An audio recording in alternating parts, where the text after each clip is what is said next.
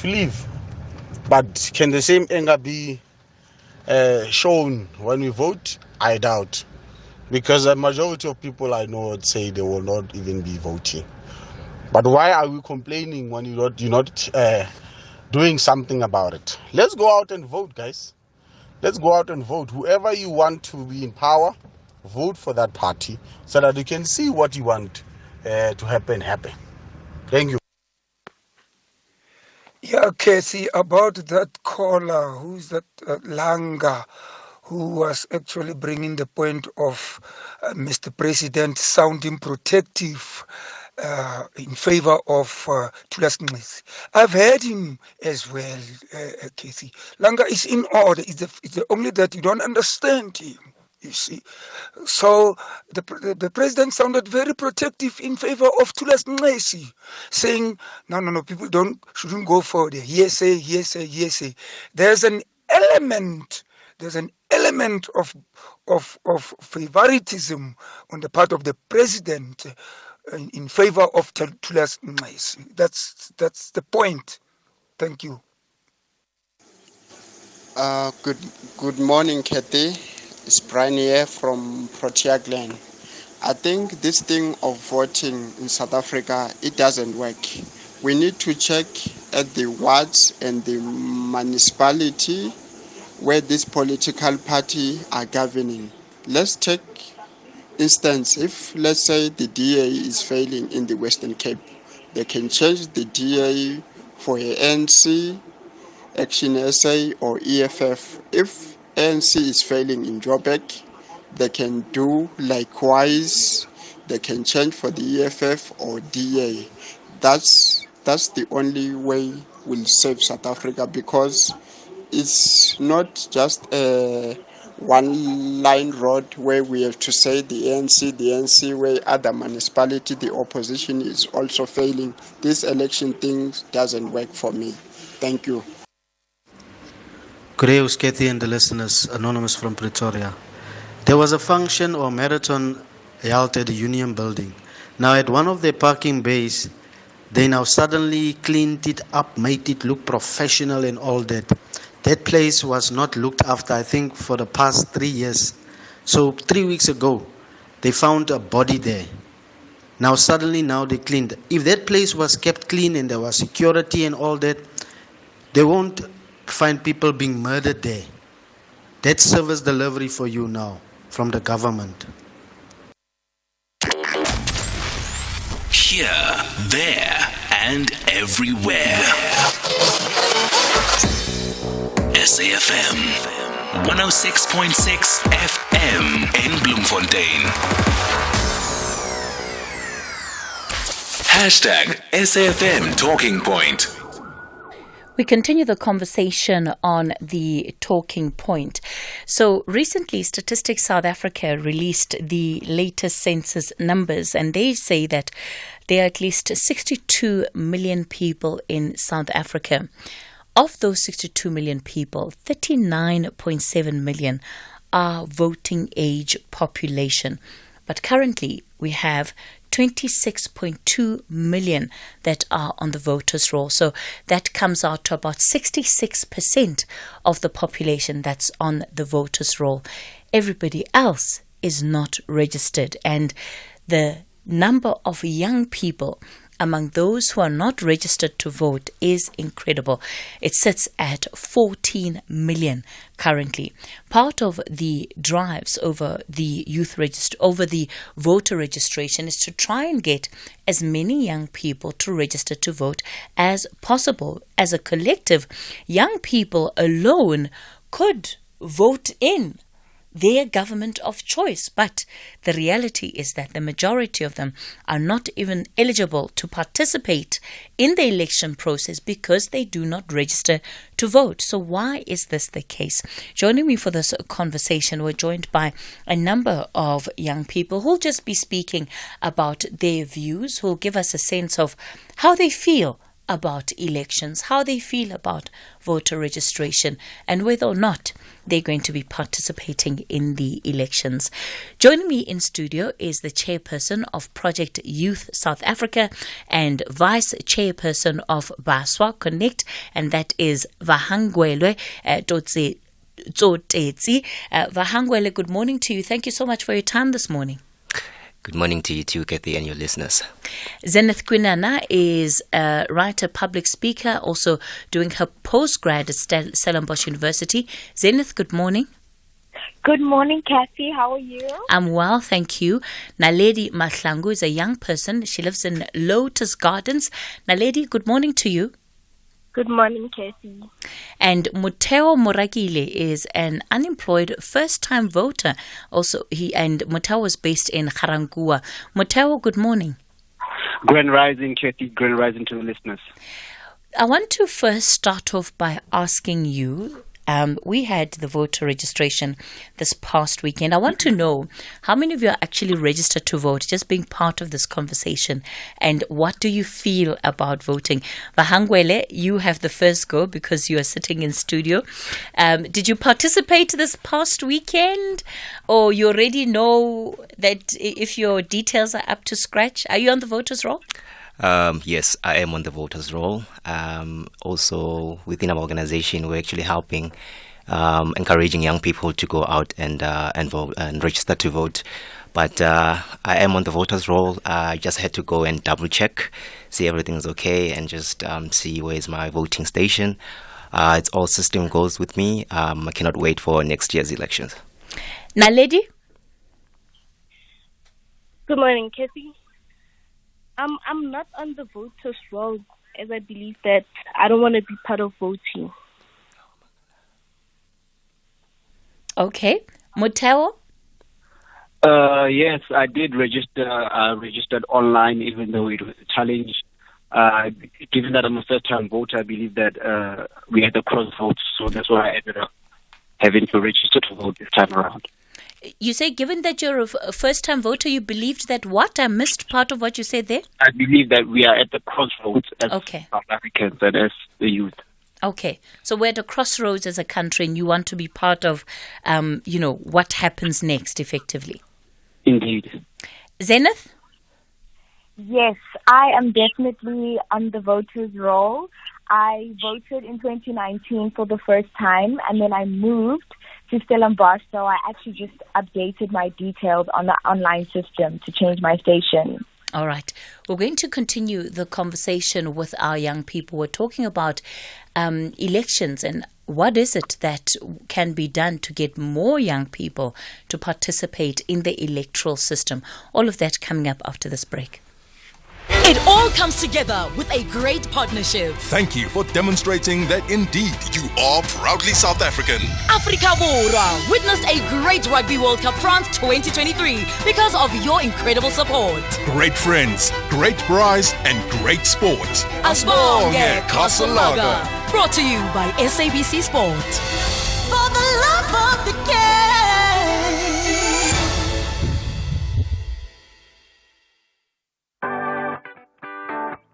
Buying a new TV? You'll need a paid-up TV license. Need to check your balance? No sweat at all. You just SMS your ID or TV license account number to 44210 for fast, effective balance inquiries. Secure your legal viewing fast and simple. Standard SMS rates will be charged. Terms and conditions apply. TV licenses. Pay yours. Make a difference.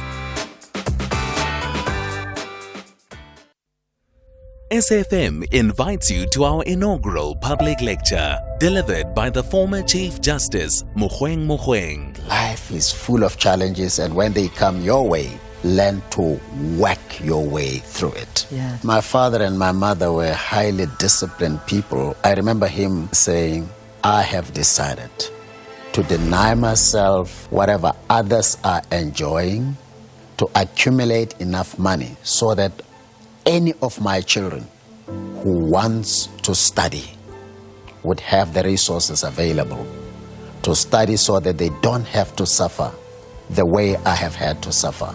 The lecture will take place on the 29th of November 2023 at the SABC M1 Studios in Johannesburg. Secure your seat by emailing us at info@safm.co.za.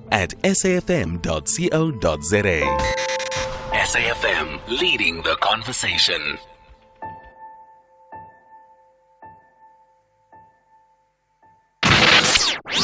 The Talking Point with Kathy Motlatlana. Weekdays, 9 a.m. till midday.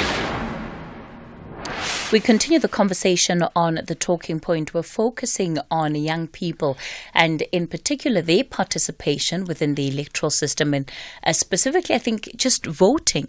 Are young people being engaged meaningfully on the question of voting? We've got quite a number of them that are on the line this morning. We've already started off with asking them whether they're registered to vote. So out of the 4, 3 are registered to vote. Naledi, of course, says that she's not registered because she doesn't plan on voting. Naledi, tell me why. Why aren't you interested in participating in the elections? Thank you, Kate.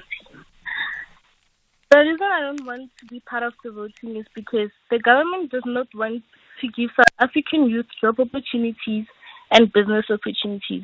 We are now frustrated by many foreign-owned businesses instead of government prioritizing and giving us jobs after we've completed schools. They actually assist foreign-owned businesses. They don't give us any business assistance. They don't give us any funding. There are red tapes whenever you want to open a business as black youth in South Africa. There are a lot of rules or laws that block us not to operate a business, a successful one. And the government never wanted to introduce any assistance to black-owned youth businesses.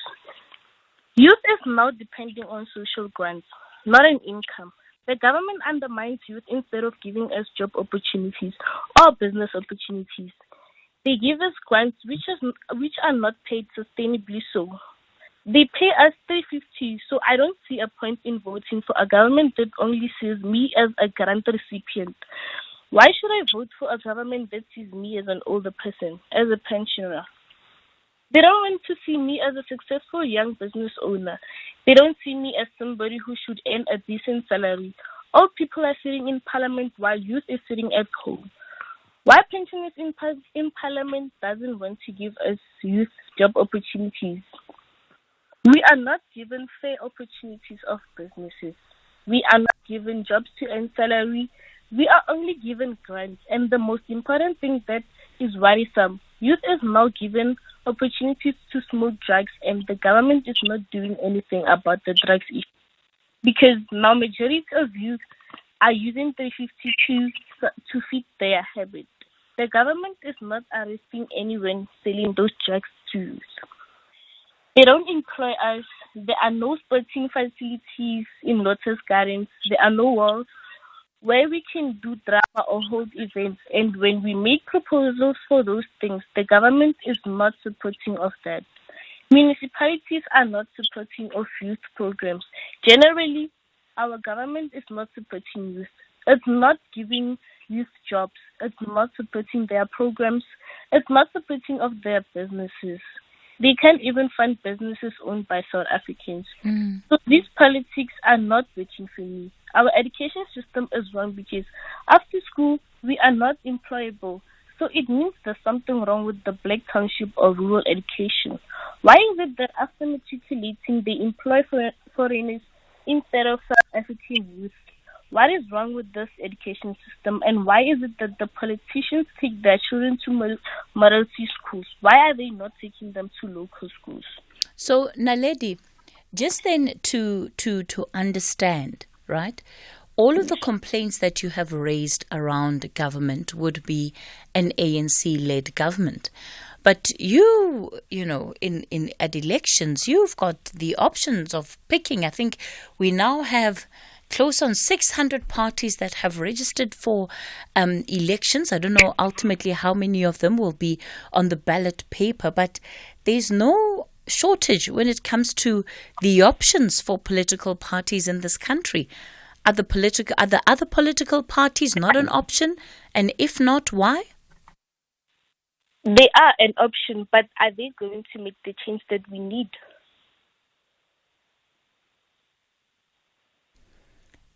So what does that mean? Does that mean that because you're not sure about what government under any other party other than the ANC will be, you're not willing to even give a vote to some of the other parties? Yes. Okay. All right. That is the view of Naledi Mahlangu.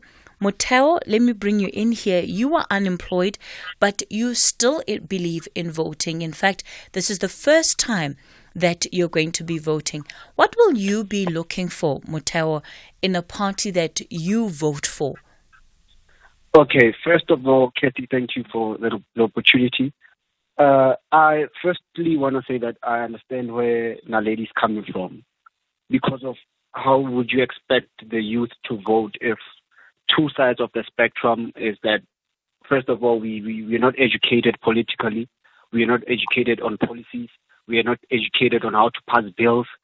Right now we have an immigration problem, and there's a thing called the white paper. The youth, most of them don't know anything about it. Secondly, is that, how can you also expect the youth to participate in politics and elections if we are not seeing any results? It's like it's like asking a 10-year-old to go and support Kaiser Chiefs. It doesn't balance out. So for me, given that it will be my first time and I didn't participate last time, it's because of right now I feel that we have to have a change of strategy, right? I feel that there are few political parties which are speaking to the youth, even though the problem is that there's no transparency with the political parties that we do see. They do speak to us, but there's no transparency in terms of leadership. There's no transparency in terms of governance. So being that I'm raising these points is that I'm trying to, to speak to those parties and to say that, look, from us as the youth, we say that we are going to vote, right? And as we are going to vote, we expect now change in terms of governance. We want to see more youthful people in government. We want to see the change in unemployment rate, which is right now it's 70%. I mean, that's disheartening. And then we also want to see the youth being funded in terms of business funds. And also I wish that there could be a system that, prepares us from high school in terms of education-wise, that prepares us in terms of being educated politically and how to pass bills and policies, so that when we transition from matric into being youth, we are more prepared. So that's why I am voting this time around. And like I said, it's a change of strategy. And Motheo, tell me, which are the parties that you believe speak to the youth? Because you said, you said that there are parties that you think that you believe speak to you, but there are questions about transparency in those parties. Well, there. For example, right? You have the EFF, you have you have Arise, and you have Patriotic Alliance, you have ADCP. So these parties, they speak to me in a sense of when you look at their policies, the land question, because of I'm an African child, so land matters to me. The land question, one of the parties answers that, and then you have other parties that speak on youth involvement in governments. So I don't want to point out which parties are those, because of non-affiliated to these parties. But I'm saying to them, look, let it not just be a numbers game, that you only come to the youth only when you need numbers. We only have these discussions when we're approaching voting year, right? All right. But from there on, we do not have these discussions. So that's why I'm saying we need more transparency. All right. We're going to continue the conversation in a moment. Thank you, Naledi and Motheo, for what you've already shared so far. It's 10:30, time for the latest news headlines. Good morning, Kathy. In your headlines, President Cyril Ramaphosa has called for solidarity, tolerance and dialogue as the war between Israel and the Palestinian militant group Hamas intensifies. He was speaking in his weekly letter to the nation. It's more than a month since the beginning of the war, which thousands of people have been killed. Another rugby hero of the World Cup winning class of 1995 has died. Log forward Hannes Strydom died in a car crash last night at the age of 58. And a right-wing libertarian is a clear winner of Argentina's presidential election. Javier Milei has promised radical solutions to the country's economic woes. I'll have details on these and other stories at 11. Kathy has your SAfm market update. Taking a look at your markets this morning, the rand is currently trading at 18 rand 33 to the dollar, 22 rand 87 to the pound, and 20 rand 1 cent to the euro. Markets in Asia ended mainly higher. The JSE mixed in mid-morning trade. Markets in Europe are firmer this hour. Gold is trading at $1,978, platinum $901 per ounce. The price of Brent crude oil is at $81.72 a barrel. The Talking Point with Kathy Motlatlana. Weekdays, 9 a.m. till midday. All right, we continue the conversation on the Talking Point. We're speaking to young people, in particular around their own participation in the elections. Will they be voting? Won't they be voting? What informs that decision? And do they feel that they're being meaningfully engaged when it comes to some of these conversations of national importance? So, Zenith, I'm going to come to you and ask you the same question that I've asked some of your counterparts on the line, which is really what is informing your decision to vote or to not vote. I think you said that you're going to be voting. Why do you think it's important for you to participate? Thank you so much, Kathy. I believe in the power of voting. I mean, next year is 30 years since our democracy, and it has changed a lot. But I understand Naledi's frustration. I understand Mateo's points in that we seem as the youth to be a bit disgruntled, a bit disillusioned, and feeling like, will it make a difference? It feels almost useless for the youth. Because 30 years ago, our parents who had this opportunity to do it for the first time, they had a clear goal of fighting for political freedom. And now that we have that political freedom, we kind of like, what is our next fight? That economic freedom, that empowerment, the youth employment, but it almost feels powerless. I think that is the general feel of the youth. Vahangwele, let me come to you and ask you, because you are actively working with other young people and encouraging them to vote. Based on what we have heard already, the dissatisfaction with how life has turned out for young people in this country, what do you say to the young people that you encounter who share what our guests have shared this morning and say, well, the system is not working? For Mutao, it's a change of strategy. For Naledi, it's saying, I'm not participating because I don't think there'll be anything different. And for Zenith, I think, in as much as she believes in voting, she also very much sounds like she's lost hope in what the outcome, in what outcomes that vote that she makes can actually represent, or what it will lead to.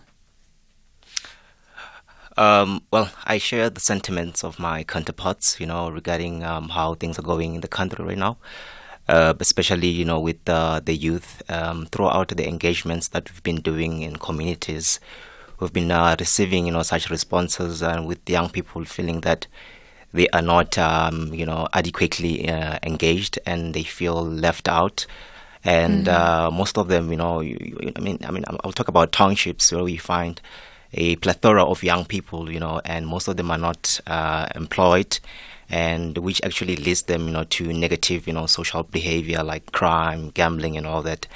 And also, it's very important, to highlight that, in those spaces, there isn't any avenue for those young people, to display their talents and have a meaningful participation in their communities. So they feel, around voting, young people feeling that, it's not working for them. I really understand it as a young person, but at the same time, if we are not participating in the process, it's not just voting. It means that we are quite content, with the current political status quo, and if you don't do anything about it, and at the same time complain about what's happening, then it's sort of makes us, hypocrites at the end of the day, So for this democracy to function, it needs the younger cohort, to be to participate in the processes.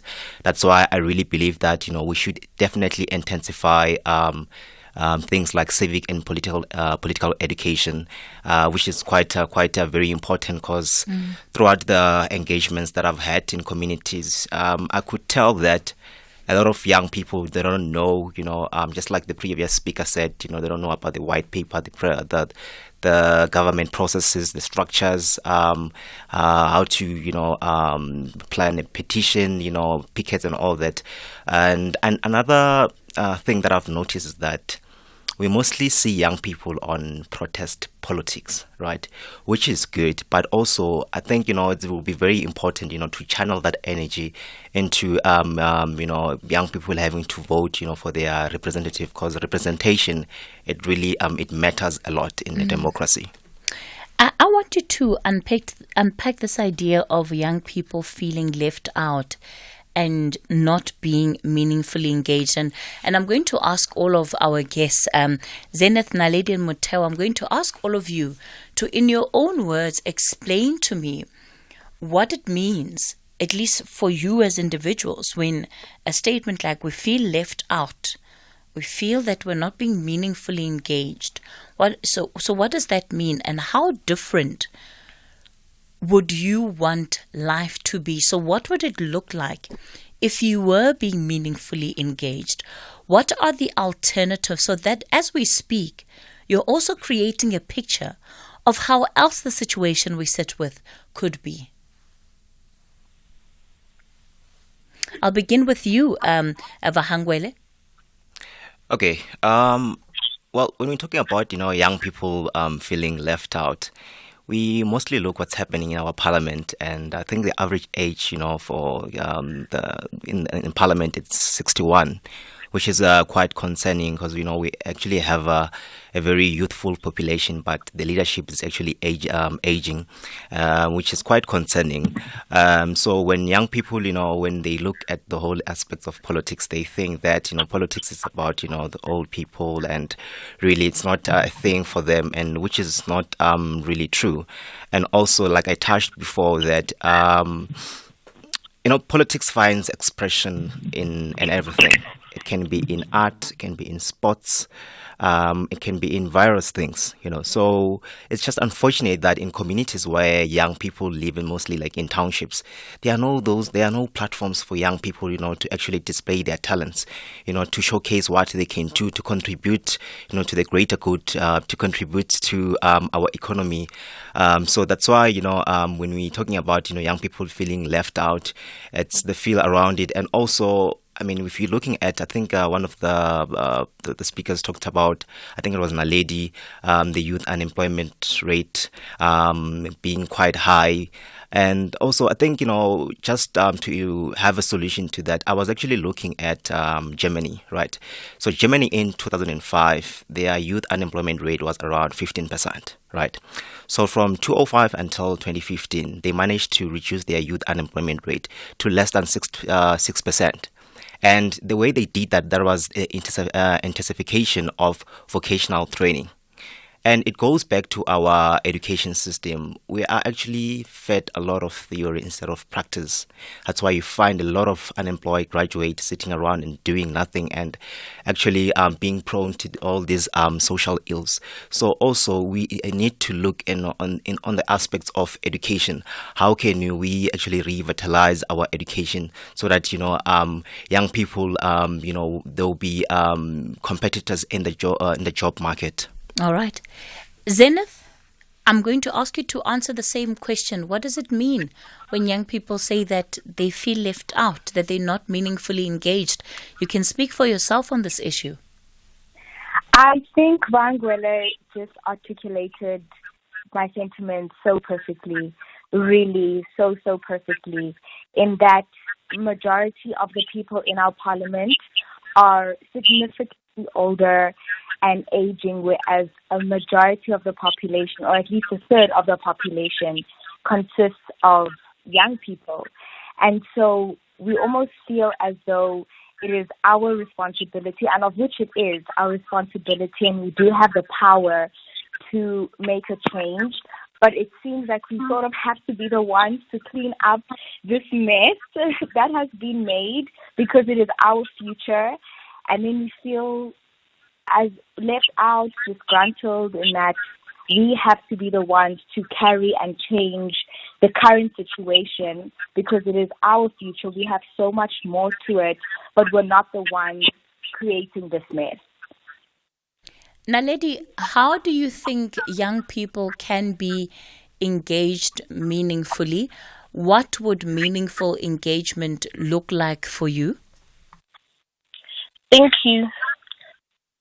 Meaningful engagement will mean being accommodated in decision making, and not only the older people being in the forefront, but youth being engaged and thank you.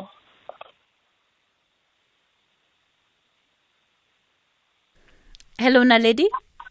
Hello. Are you still there?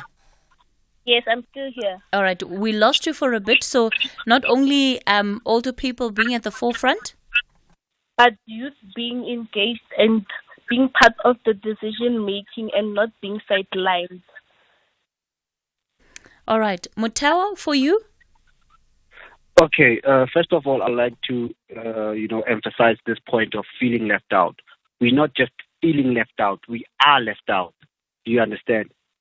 By me saying that, I mean, like, look at the transparency in governments. There are more older people than there are younger people. Look at the transparency in terms of the economy.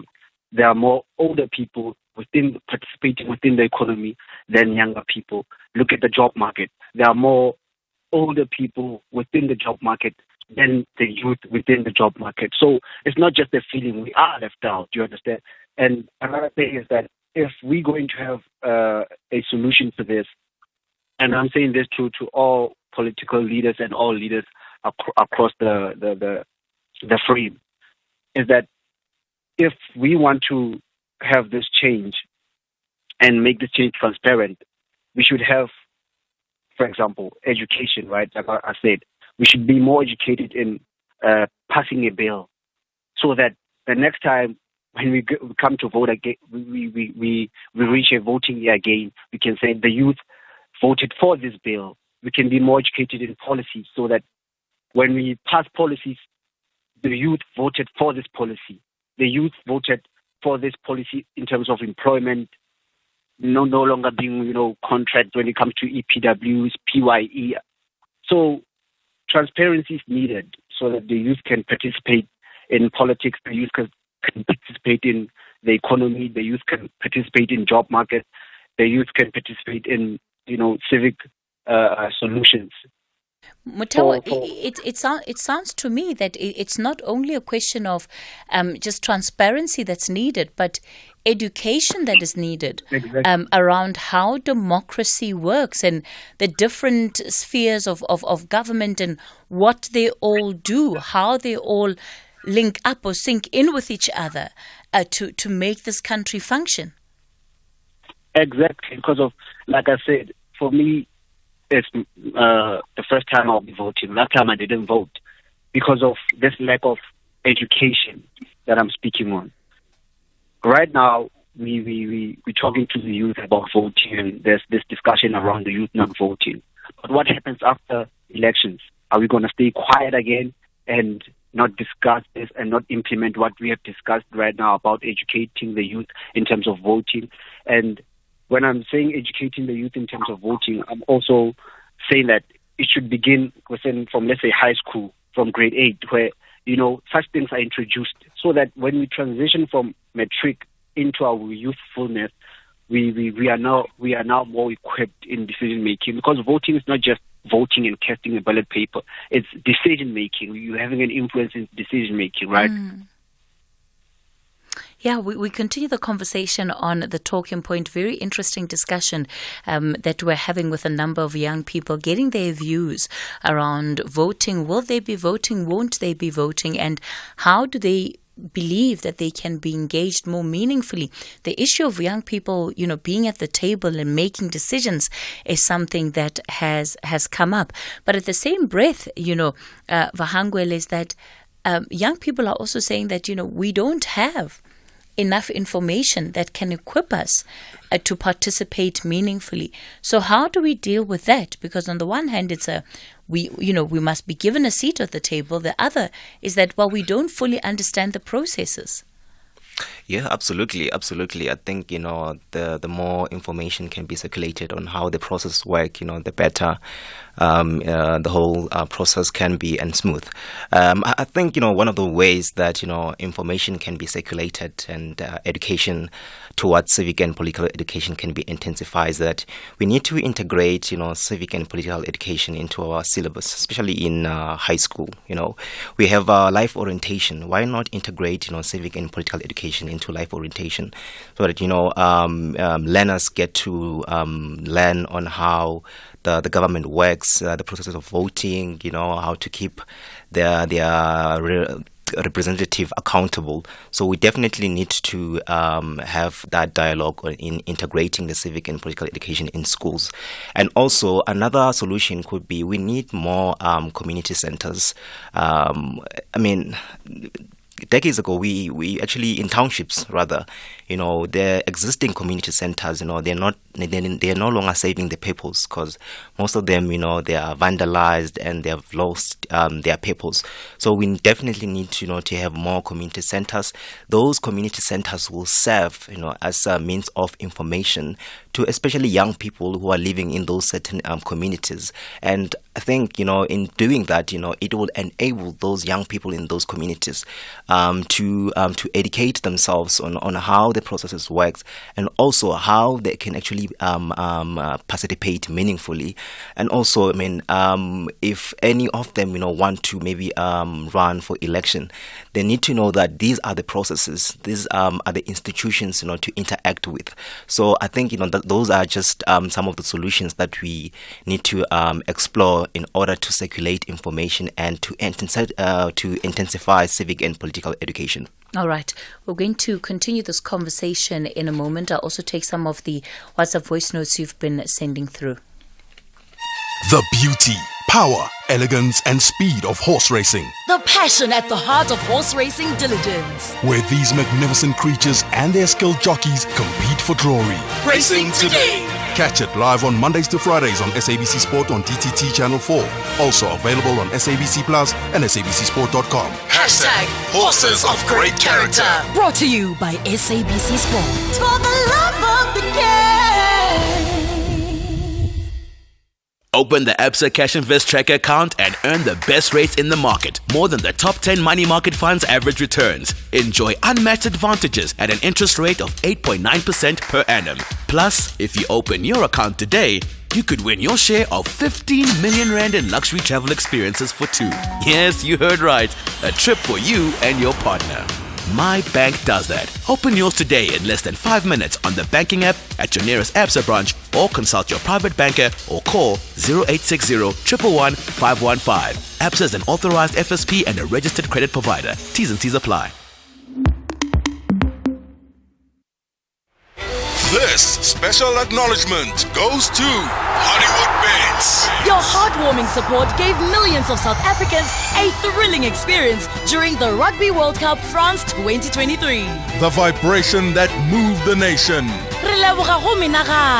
Salute Hollywood Bets. Brought to you by SABC Sport. For the love of the game.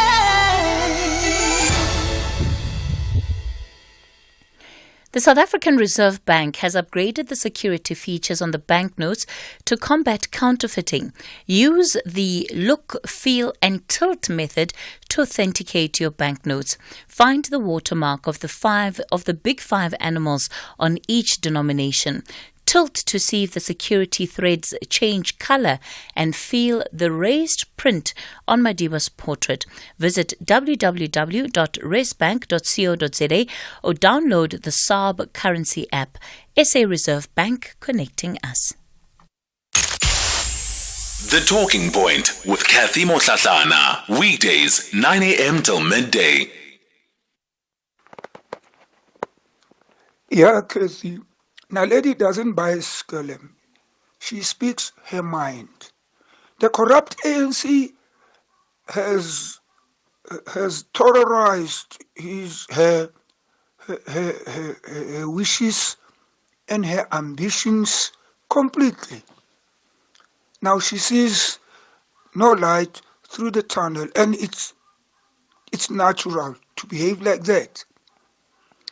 Let the ANC correct its stinking manners or ways.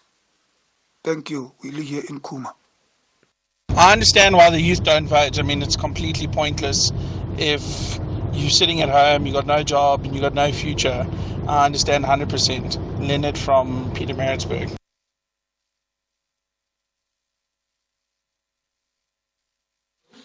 Only this time, I wanted to go to vote. I mean, to register to vote. But yesterday, I was very angry when Sister Kathy. I said, to hell, I am not going there to register. You know why? Because they taken electricity from 9 a.m. up to 12:15 midday. I said, I'm not going to register. I'll just stay at home because I didn't even eat my porridge. I did, King Williams, Buffalo City Municipality.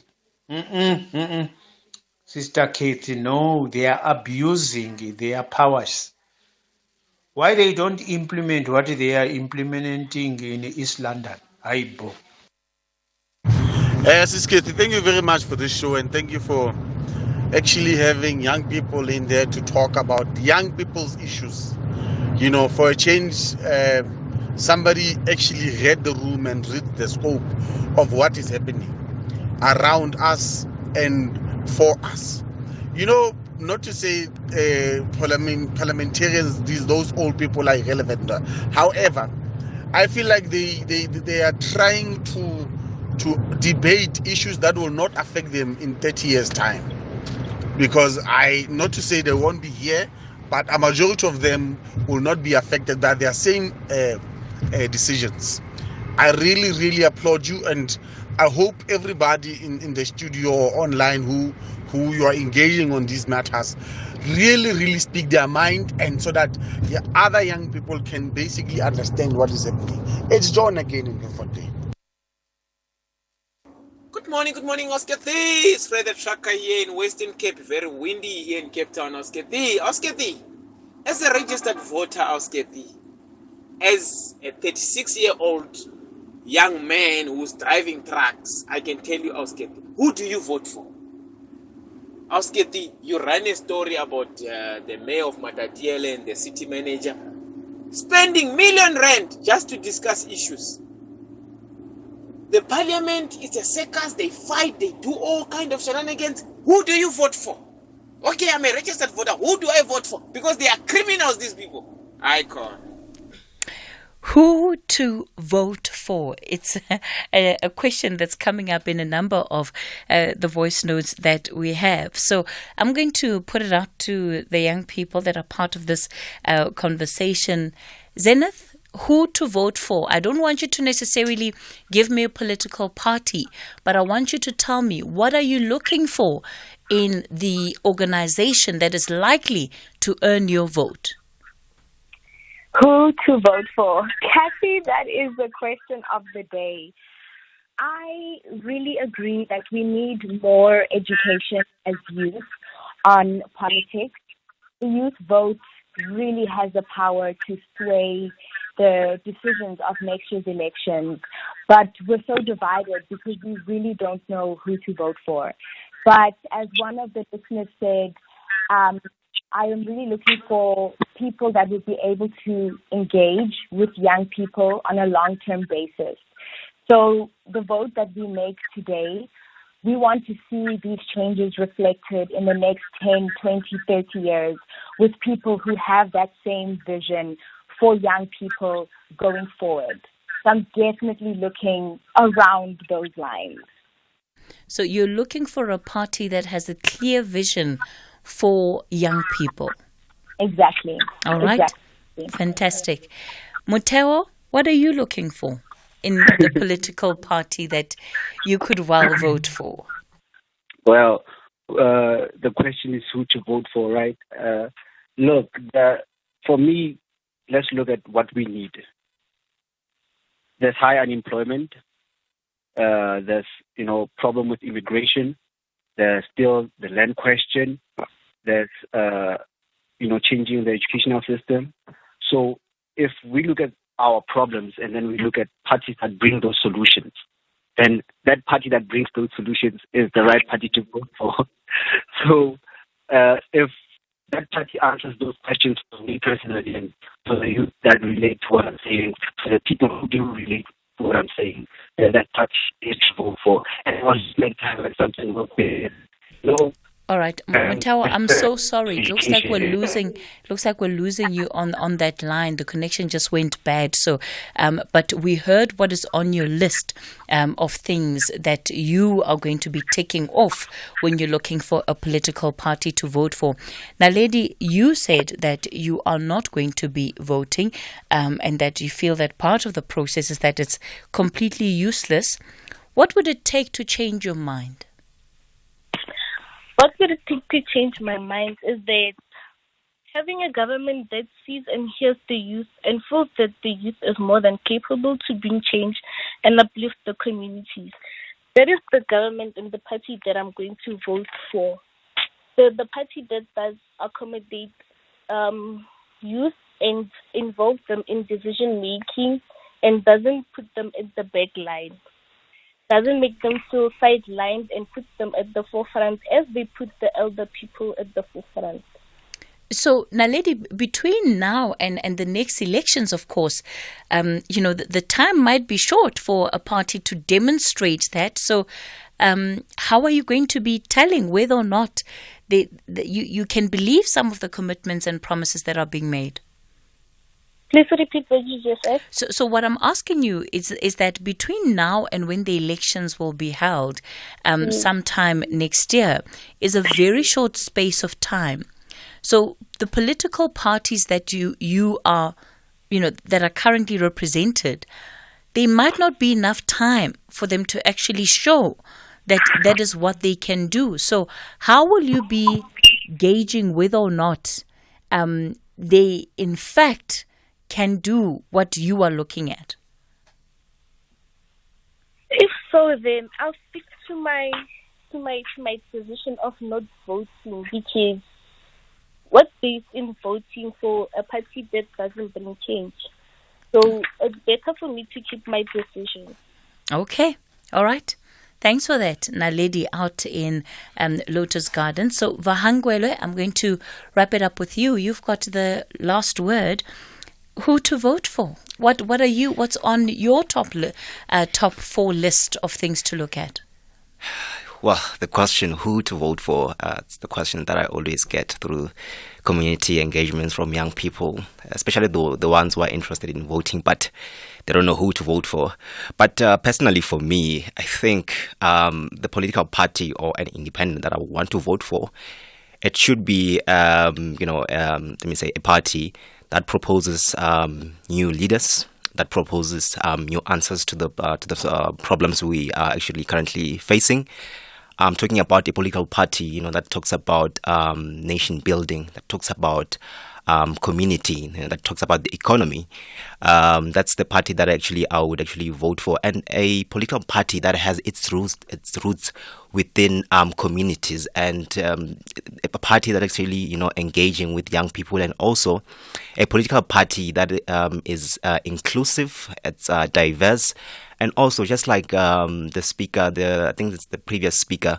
I think the speaker said that a political party that doesn't have young people in the back seat, but actually has young people at the seat of the table and allow them to be part of decision making.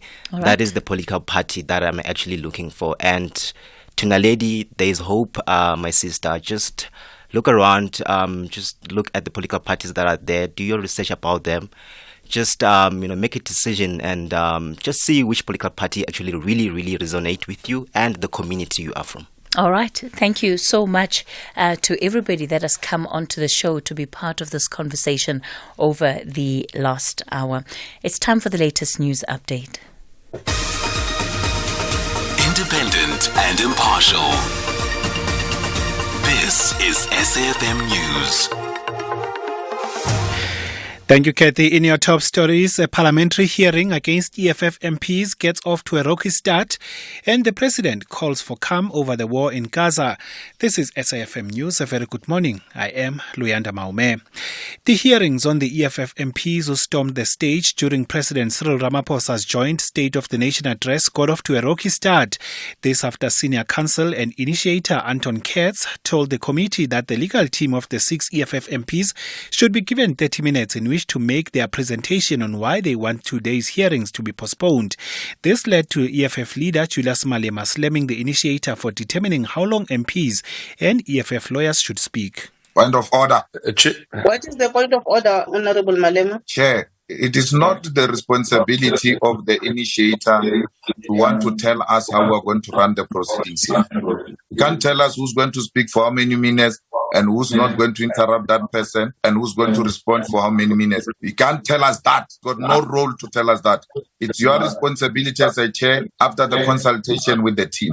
You see, it's a problem, this thing that you hire minorities when you're charging Africans here. You did that with public protector. Now you brought a white man here who's coming to tell us what to do. We're not going to accept that. It's a responsibility of a committee to tell us how we're going to run proceedings. So that I can make a ruling.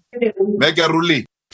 President Cyril Ramaphosa has called for solidarity, tolerance and dialogue as the war between Israel and the Palestinian militant group Hamas intensifies. This appears in his weekly letter to the nation. It's more than a month since the beginning of the war in which thousands of people have been killed. South Africa has been calling for a ceasefire and has since referred the matter to the ICC, requesting it to investigate Israel for possible war crimes. Ntebu Mokobo reports. Since the Israeli-Palestine conflict broke out a month ago, over 1,200 people were killed in the attack by Hamas on Israel, and over 11,000 Palestinians were killed in Gaza as a result of Israeli Defense Force bombardments. Authorities say more than 60% of those killed in Gaza are women and children, and this has prompted President Ramaphosa to refer the matter to the ICC for possible war crime investigations. We have sent the referral to The Hague. Our ambassador delivered it, and we do it out of love for justice, and we want justice to be done to the people of Palestine. He says South Africa will continue to support the realization of just, peaceful and secure future for the people of both Palestine and Israel. Ntebu Mokobo for SABC News. The case of a Sibanye Stillwater mine employee who allegedly stabbed to death a colleague before taking a selfie with the corpse has been postponed to Thursday in the Western Area Magistrates Court in the west of Johannesburg. 43-year-old Boinelo Lefefa made a brief court appearance this morning. He faces a premeditated murder charge. Lefefa has just got a legal representative who's not ready to proceed with the bail application. The court will hear the application on Thursday.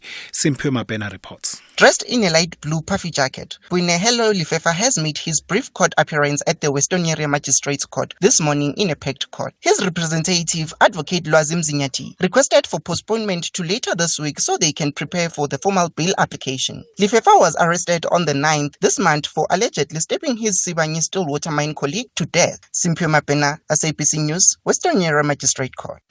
Another rugby hero of the World Cup winning class of 1995 has died. Lock forward Hannes Strydom died in a car crash last night at the age of 58. Simon Beck has more. According to reports, Strydom died on the N4 near Witbank in Mpumalanga. Strydom was one of the unsung heroes of the 1995 Rugby World Cup, where South Africa won the Webb Ellis Cup for the first time. Strydom also played for the all-conquering Transvaal of the mid-90s, who went on to win regional honours and trailblazed the professionalism of the game. Strydom is the 5th member of the 1995 Springbok team to pass away. Over the years, the nation has sadly lost Ruben Kruger, Joos van der Westhuizen, James Small and Chester Williams. Strydom has 21 caps for the Springboks. His home union, the Lions, expressed their sadness at his passing. Strydom was a pharmacist away from the game. A police officer has been gunned down on the N3 near the Pavilion Shopping Centre in Durban. Unknown people attacked the officer last night. In a second incident, 2 jewellery stores have been robbed at the same shopping centre. Advanced Life Support Paramedic spokesperson Gareth Jamieson. On arrival, paramedics found 2 separate active crime scenes. The first was at the entrance to the mall, where a police member had sustained gunshot wounds. He was in a critical condition and rushed to a nearby hospital for the urgent care that he required.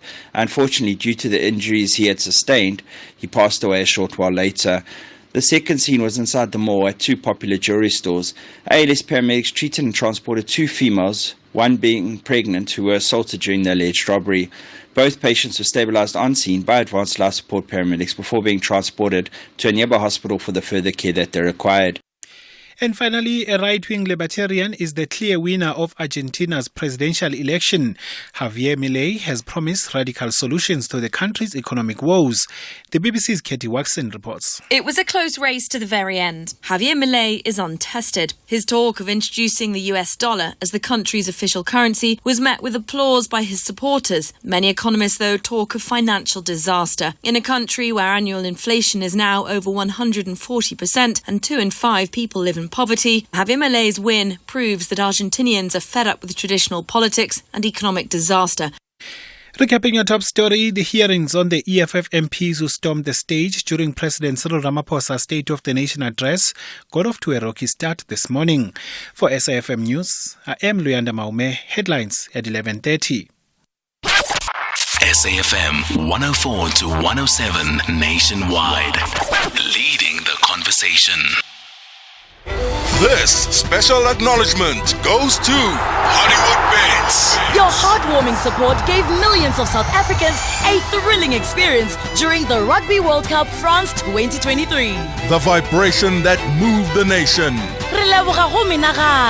Salute Hollywood Bets. Brought to you by SABC Sport. For the love of the game.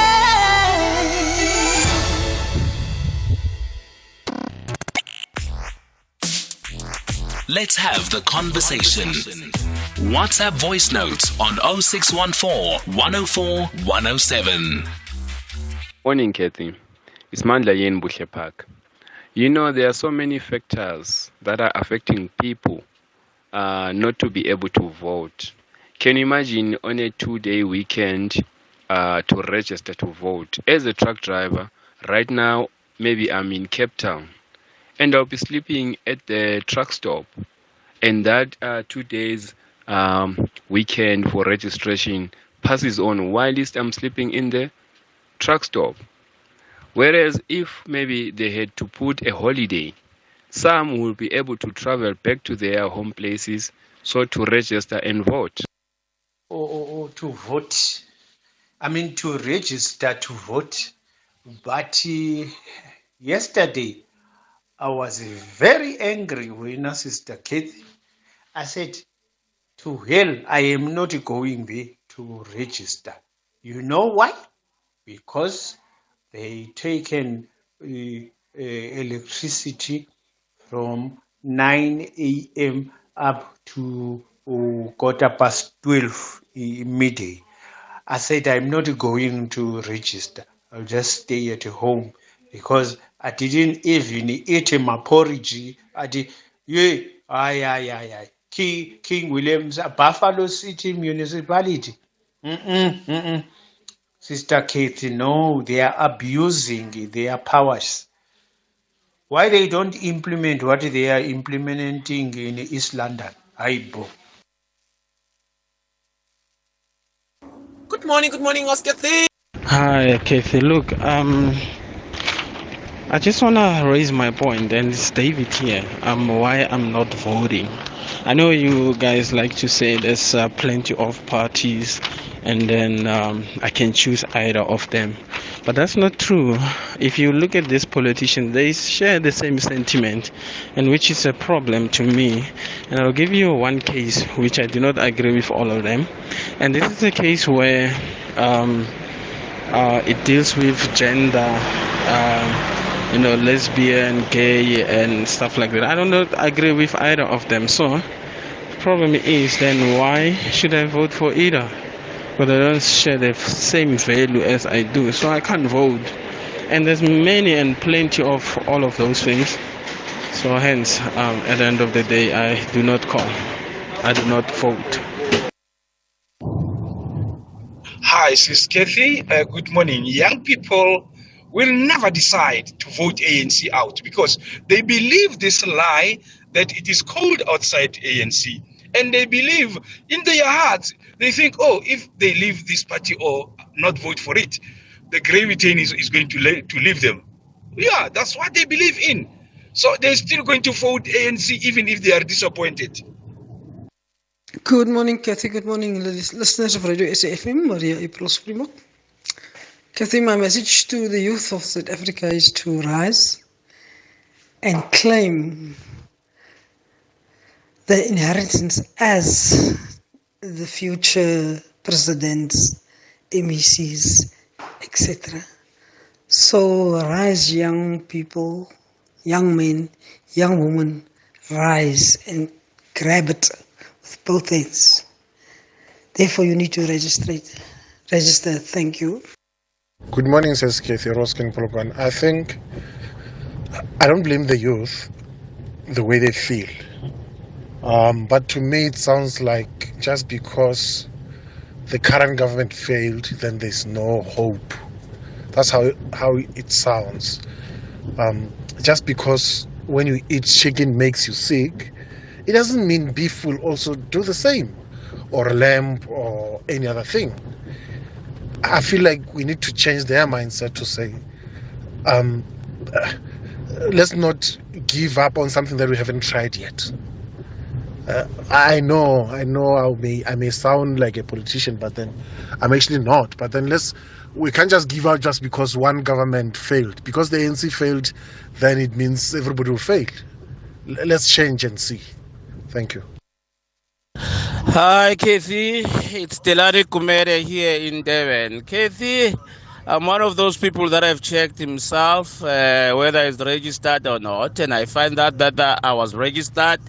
And I am proudly saying I'm going to vote for the African National Congress for correcting all the mistake that has happened in their rule, as well as to continue with the new advancements. I am voting the African National Congress, and I'm sure that the ANC is going to win, no matter what doomsayers are saying, as the president is saying. Mr. President, and the ANC, as a volunteer, you have my vote, and many, many of us. I thank you. The Talking Point with Kathy Motlatlana. Weekdays, 9 a.m. till midday.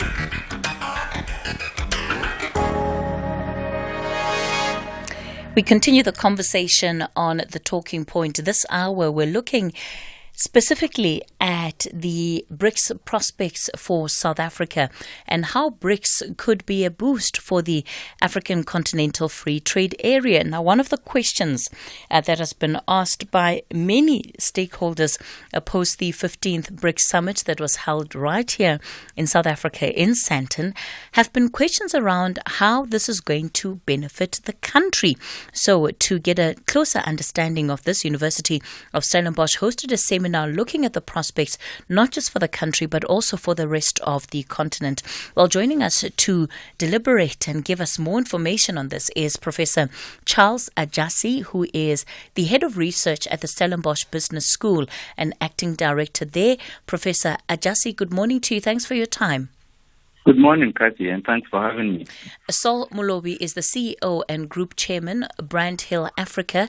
Saul, good morning and thanks for your time this morning. Good morning, Kathy, and thank you for hosting me, and good morning to SAfm listeners too. Professor Ajasi, I think that it's a fair question for people to ask. We've had this big summit. There have been all of these different arrangements signed, memorandums of understanding, and everybody says it's going to be good for the country. But, of course, many people want to know, well, how exactly is it going to be good for the country? Well, thank you once again, Kathy. So this is a wonderful, if I can call it that, kind of agreement that we've gone into as a country with BRICS. This is because BRICS comes with substantial capital, financial, human, and technological capital. And we do need a lot of that capital to invest, to expand our infrastructure within the country, to grow the economy, and also to grow our trade with the rest of the continent. And from this angle, BRICS brings these tremendous amounts of capital, the financial, human, and technology that we can tap into to help the South Africa grow. And I must also add that this is something which is mutually beneficial to both parties. Both parties here, I'm talking about South Africa on the one hand, and then let's say the BRICS, if I can put it that way, on the other hand. So this is not a one-directional thing. This is BRICS interested in South Africa, and South Africa interested in BRICS. In that sense, then the tapping into such capital does not come with excessive transactional costs. So this is good for the country from that angle. Of course, they extend also to how BRICS is very much interested in growing trade and investment within the continent, or sees the prospect in the growth of trade and investment within the continent, and sees South Africa as playing a crucial role in allowing this trade and investment to grow. And the way that BRICS can also help to do that is to partner with the continent through its partnership with South Africa. So these are the reasons why we find this as useful for South Africa as a country. So if we were to try and break it down just to what it's going to translate into, I know one of the big questions that we've had to face are our calls and from our listeners, some of them who are also business people who want to know, well, how am I going to be able to participate in the opportunities that Professor Ajasi is talking about? Because it seems that while there may be opportunities, those exist for a certain group of people. Unfortunately, that becomes the overwhelming perception of how things run. Well, yeah, sorry. Sorry. Okay. Yes. May I come in, Prof? Okay. Please. Okay. Perhaps just briefly to comment on what Prof was saying, to break it down in terms of economic statistics. The BRICS Plus countries, their share of global population is 46%, and their global share of oil production is 43%, and their global share of exports is 25%. And this is very important because then you look at all the trade opportunities that could be coming out of this. And then you also have their economic muscle, and we can then tap into their economies to bring them not only in South Africa but into the continent as investors. As you know, even at continental level, the African Union, through the Africa Continental Free Trade Area, are calling for the capacitation of our manufacturing competence. And they also argue that we need to start exporting beneficiated products out of the continent instead of just the commodities. So for that reason, if we talk about building our manufacturing capacity, we are then looking at opportunities of attracting investors, and in partnership with them, we are able to manufacture products which will benefit from the Africa Continental Free Trade Agreement mechanisms of removing tariffs on up to 90% of the products which are manufactured on the continent. So which means then that all the manufacturers and producers in Africa, for instance, in South Africa, since it is the beneficiation hub of the continent, will be able to export affordably into other African countries without attracting taxes. And this means that then we will also have price competitiveness at our advantage. So all those benefits will then translate into us reinvesting the revenues into building our manufacturing capacity. Then we'll be able to reverse the frontiers of poverty, of unemployment, and also of inequality. And we should also remember that on the 19th of February this year, the AU Heads of State and Government Assembly approved the Continental Protocol on Investment, meaning that all countries within the continent have to subscribe to the provisions of that of Continental Agreement on Investment, which means then that all of us will be able to speak as one voice as Africa when we will be engaging other countries and from other continents. Professor Ajasi, you wanted to come in there? Go for it. Yes. So thank you very much, Saul, for that. And I want to add that perhaps, from what the submission that was made, one would immediately start thinking about how to cascade all of these agreements and policies that have now been, as Mr. Lobina said earlier on, have been signed at a very high level, and now we need to involve industries, corporate, even SMEs, to understand the importance of this and how they can also participate or partake in these initiatives, which will mean that the implementation of what has been signed in terms of policy at the higher level, if I can call it that, is very, very important. And this is when we will start seeing action taking place. In fact, I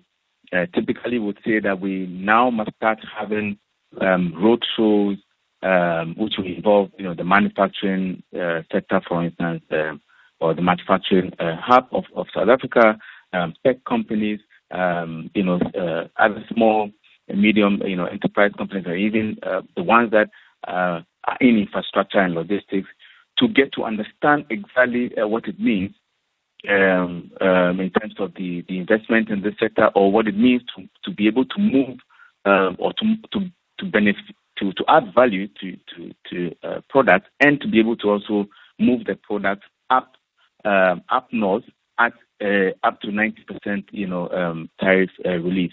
Those operational issues now have to be set into motion, and I have no doubt that those will be the next stage of action.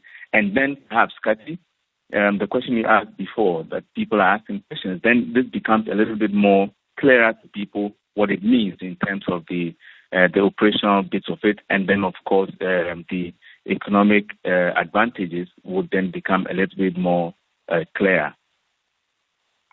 The other thing that I think will be important for us to look at is how we bring, Professor Ajasi, that participation down to a level that people can understand. Because, what I'm finding is that a lot of people are struggling to translate what is being said on the official documents and even what's available on the website, and how then that translates into their own participation. And Saul, thank you so much for breaking it down in terms of why this is an opportunity in the first place. But if I'm a small business owner, maybe I'm in manufacturing, I manufacture some goods, or maybe I'm a producer, I'm in the farming industry. How do I begin to participate in some of these agreements? How do those then begin to affect and change my life meaningfully? Professor Ajasi? It's a very good question you asked, Kachi. Now, I do know that at the secretariat level, so AFCFTA, and here we're probably talking. Let me speak about two things. So AFCFTA and then the BRICS secretariat level, there is some level of involvement of manufacturing, related manufacturing companies, of course, in this case, representatives, and of other industrial players at that level. But this is just representation in order to come to the respective themes, the respective goals, the initiatives that we've talked about.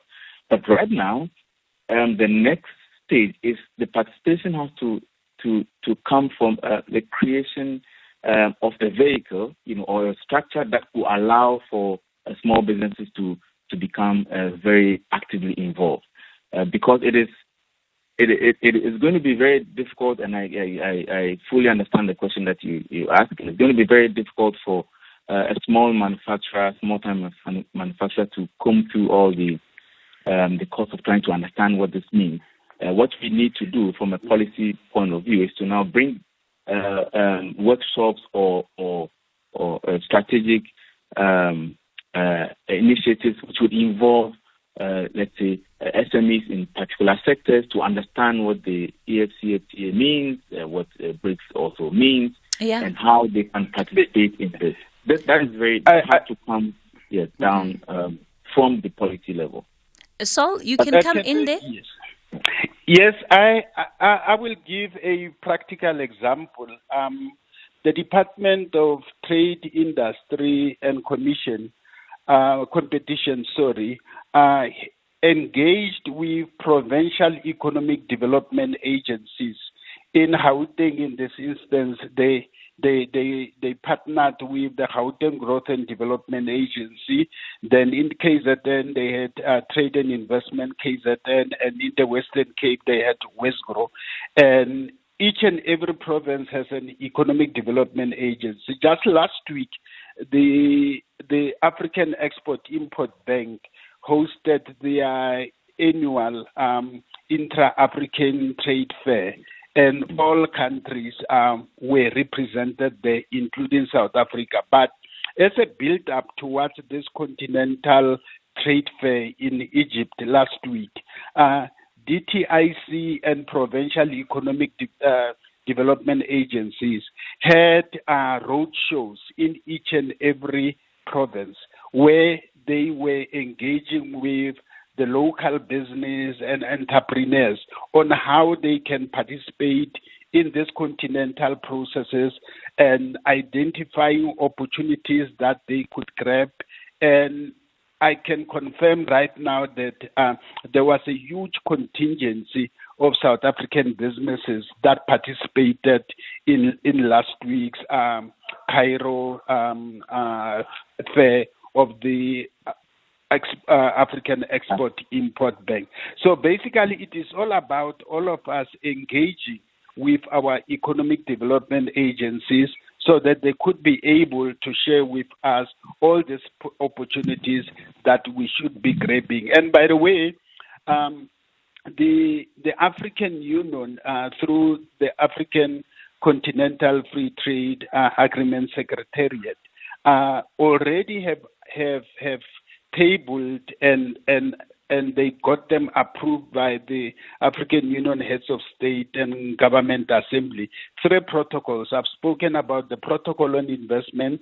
There was a protocol on competition to say, yes, we will be a common market, but at the same time, we will still be competing with each other as member states of the African Union. Then the other one, protocol was on intellectual property. Now there are 2 outstanding protocols which have been negotiated, and I'm confident that in next year's in January, first week of February, they will be presenting the consensus to the AU. It will be on how women and youth will participate, will benefit from opportunities accruing from the continental integration project. And we are looking at women and youth constituting the bulk of the SMME sector. All right. We'll continue the conversation with Professor Ajasi and Mr. Molobi in a moment. It's 11:30. Time for your latest news headlines. Thank you, Kathy. In your headlines, the DA in the city of Joburg says it will not attend today its extraordinary council sitting called to elect a new speaker of council. The DA says it will not be complicit in what it terms a waste of money and insists that the council should be dissolved. The hearings on the EFF MPs who stormed the stage during President Cyril Ramaphosa's State of the Nation address have had a rocky start. This after senior counsel and initiator Anton Katz told the committee that the legal team of the 6 EFF MPs should be given 30 minutes in which to make their presentation. And hopes are growing that some of the more than 200 Israeli hostages seized by Hamas last month could soon be freed. Qatar, which is mediating, says only very minor obstacles were in the way. I'll have details on these and other stories at 12. The Talking Point with Kathy Motlatlana. Weekdays, 9 a.m. till midday. We continue the conversation on the Talking Point. We're looking at the BRICS agreements and the African Continental Free Trade Area and how that could be a boost for South Africa. Well, the academics are all saying it's a boost. The business forums that are part of BRICS are all saying it's a boost. But how is it that the business people, at least, the small, medium enterprises in this country, don't fully understand how it's a boost and how individuals like them can also position themselves to benefit from these agreements? So in conversation this morning is Professor Charles Ajasi, who is with the Stellenbosch Business School. He, of course, is doing some research into it and has been trying to explain why he believes it's a benefit. Saul Molobi is the CEO and Group Chairman of Brand Hill Africa. So, Mr. Molobi, I want you to please speak to us about, in terms of scale, right, the size of the businesses that are likely to benefit, again, from, some of these agreements. Do you have to be at a certain scale for you to be able to take up the opportunities? No, not necessarily, Kathy, but obviously your big manufacturers will be the first one to benefit immensely because already they have the capacity to manufacture and also to export to other countries. But at the same time, we have our economic development agencies nationally. We have DTIC, who continue to run manufacturing and exporter development programs. So small guys like Saul Molobi should be knocking on the doors of all these economic development agencies so that they can participate in skills development programs that they will be offering. My take is that, yes, there was that roadshow nationally, but at the same time, I would say if I'm in Rustenburg and I struggle to export even to Gauteng, how will it be possible for me to be expected to export to Mozambique? So for that reason, then we are looking at skills development opportunities. But beyond that, we also look at funding mechanisms. And in this instance, we should be looking at the development finance institutions, ensuring that those of us who are still very small could be supported sufficiently so that we can graduate from being small to medium, and those who are medium can ultimately grow to become big. And the interesting thing about the Africa Continental Free Trade Agreement processes is that they are not only looking at your small and medium enterprises, but they are also looking at your survivalists, your hawkers who are unregistered. And basically, they give us the kind of statistics that says these are the people who are contributing a lot to our economies, but because they are not registered, they are not getting any support from our government. So the AU has called for efficiencies to be introduced in our ports of entry. For instance, if you look at our border gates, the majority of hawkers from SADC member states who buy their stock in South Africa, very often they are frustrated when they get to our borders, and sometimes they'll even be forced to pay bribes to our officials for them to be able to move their goods over to their countries. So the regime is very much aware of all these challenges, and the AU is saying each and every country, in order to boost intra-African trade, they need to take care of all these opportunities. Yeah, so you're bringing me to my next point, and Prof. Ajasi, this is where I want you to come in before I take some of the callers that want to speak on this issue. The reality is, again, it's good to have all of these commitments on paper, but as long as the challenges that make it difficult for people to participate in these opportunities are not dealt with, then, it's going to be a bit of a broken record. And it'll be good for us to sort of reflect on what was said during the AGOA forum and what was raised about the fact that South Africa had, in fact, not taken full advantage of the opportunity that AGOA had presented in the first place. There was certainly a sense that there was a lot more that we could be doing just with that agreement alone.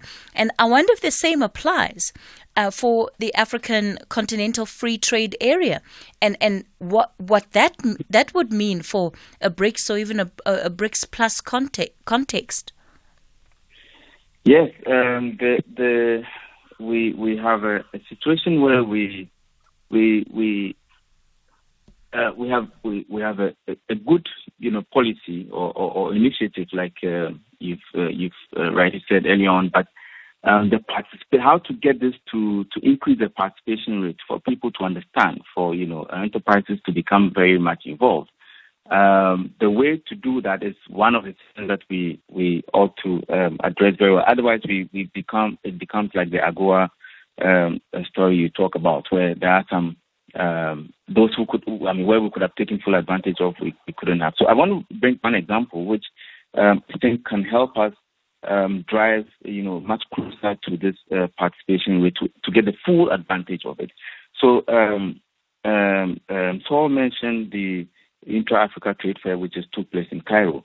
So this is I think it's about the third time that this has taken place on the continent, but not much is known about it. But if you see what happened there in Cairo, and 2 years ago what happened in Durban, there were enterprises or small time manufacturing companies, very small time, micro enterprises, who saw the opportunity to be able to move their products abroad. But it comes with, they could see the issues with the tariffs, the cost of transporting, access to finance and so forth, and all the other operational costs. Now, if you were not at the fair, you don't even know anything about the AFCFTA, or if you haven't heard anything about it, then you don't know how to participate. But here's what it would be very relevant for us to do. So to talk about the roadshows, we need to intensify those roadshows where a small-time enterprise knows exactly where to go in terms of these roadshows. I would say this should be just like the fair happened for South Africa and for all other African countries. We must have these roadshows at provincial level, pool all industries, small, very, very important, the small and the micro enterprises, to be in these roadshows, because then all the issues about how the tariff removal is important, or how that can be done, where to access finance from, and how to be duly registered to access that finance, the other forms of skills that you will need support with in terms of skills enhancement and training that you can also get, and the capacity that is required. And from there, we will be then able to get a more active participation, so that we don't lose sight of the benefit of the total benefit. I want to go to Soweto and take Vusi on the subject. Vusi, good morning. Good morning, and all your guests. There are two elephants in the room. The first one your colleague has mentioned, the DTIC. I've got a very different take on DTIC. I'm in the automotive sector.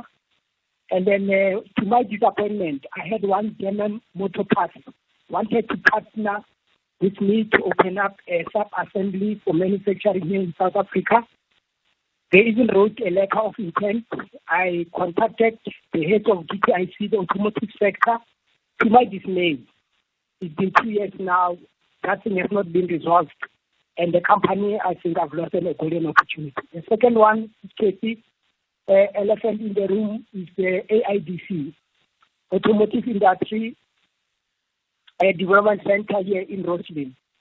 That is created to make sure that it implements the policy of the South African Automotive Master Plan. The same thing. They are not responding to the need for manufacturing, especially for aspirant youth to enter into the value chain. And then I'm requesting against this case because one of the directors was there, BMF, a lady, Bongile Vilagavi, to recall her to be accountable for her role at AIDC as a board chair lady, because nothing is happening. There's a letter that I wrote to her in terms of our correspondence.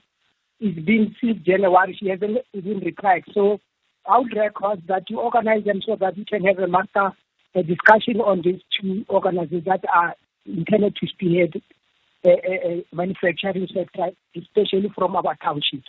Thank you. Yeah, Vusi, thank you so much for that contribution. And at the heart of it really are institutions that are largely unresponsive to the complaints, to the issues raised by businesses that are supposed to be interacting with them, that are supposed to be relying on them for funding in order to scale their businesses, which is a big problem if we're to position these organizations to be able to take part in the boost or the benefit of the African Continental Free Trade Area. So there seemingly is that gap between what the policy says, what has been agreed to, versus what is accessible then, at least in the band where the majority of people will find themselves. Unfortunately, that's where we're going to have to leave it with this conversation for today. We've come to the end of our program. Professor Charles Ajasi, let me thank you for your contribution. He's the head of research at the Stellenbosch Business School and acting director there. Sol Mulobi is CEO and group chairman of Brand Hill Africa, and he also focuses on the African Continental Free Trade Area. This is where we wrap up the show for today. Of course, we're back with you again tomorrow morning. Coming up at midday is the update at noon. For now, though, I'll leave you with the book reading. It's Simply Larry by Elias Masilela. It's read by Simpiwe Ngosi. Have you ever noticed how unique the rugby ball is? You should check out Head High. The rise of junior rugby stars Mana and Tai. Vince is not just their stepfather, he's their coach. Catch the brothers' dream of the black jersey, Head High, every Sunday at 9 p.m. Live on SABC Sport on DTT Channel 4. Also available on SABC Plus and SABCSport.com. # Rugby Drama Galore. Brought to you by SABC Sport. For the love of the game.